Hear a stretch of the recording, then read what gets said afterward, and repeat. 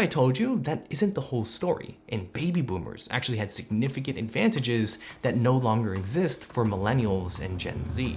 In Outlier, author Malcolm Gladwell argues that individuals didn't become successful just because they worked hard, were determined, or were super smart. Instead, he says that there's this one other thing that actually makes all the difference. In the 1970s, the US witnessed one of the greatest technological revolutions: pocket calculators, microprocessors, Apple computers, and Pong.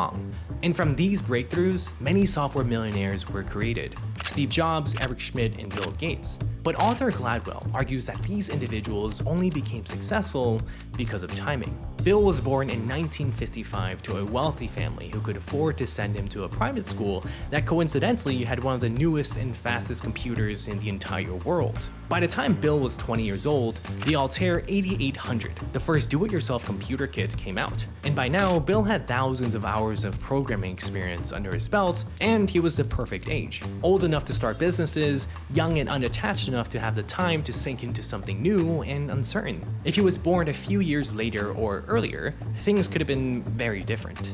Gladwell says timing is key. He knew lots of people as smart as Bill Gates or Steve Jobs, but many weren't able to capitalize on the computer revolution because their timing was off.